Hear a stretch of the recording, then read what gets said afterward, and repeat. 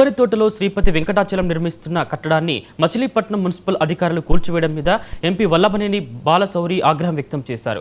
బాధిత కుటుంబాన్ని పరామర్శించి ధైర్యం చెప్పారు. అధికారులు అత్యుత్సాహంతోనే తమ కార్యకర్త శ్రీపతి వెంకటాచలంకు అన్యాయం జరిగిందన్నారు. ఎంపీగా కాకుండా ఓ జనసేన కార్యకర్తగా శ్రీపతి వెంకటాచలంకు తాను అండగా నిలుస్తానని చెప్పారు. కూల్చివేసిన ఇంటి స్థానంలో తన సొంత ఖర్చుతో మళ్లీ నిర్మాణం చేయిస్తానని ఎంపీ వెల్లడించారు. మా జనసేన కార్యకర్త 6వ డివిజన్ లో వెంకటాచలం గారి యొక్క ఇంటి విషయం ప్రెస్ లో చూశాను. నేను ఆ రోజు యాక్చువల్ గా పార్లమెంట్ జరుగుతా ఉంటే ఢిల్లీలో ఉన్నాం. ఇది చాలా దారుణమైనటువంటి విషయం. మా కార్యకర్త ఎంతో కష్టపడి సంపాదించుకున్నటువంటి డబ్బు దాదాపు 25 లక్షల రూపాయలు నుంచి దాదాపు 30-40 లక్షల వరకు అయినటువంటిది.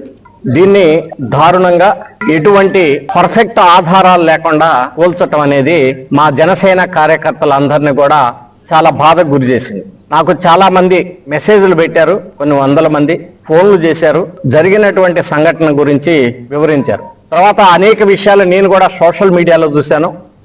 కొంతమంది లాయర్లు కూడా దాని గురించి ప్రెస్ మీట్ పెట్టినటువంటి కూడా వాస్తవాలు ఏంటి అనేది కూడా అవి కూడా మొత్తం కూడా గమనించారు. ఇది ఇద్దరు వ్యక్తులు, ప్రైవేటు వ్యక్తుల మధ్య ఉన్నటువంటి వివాదం.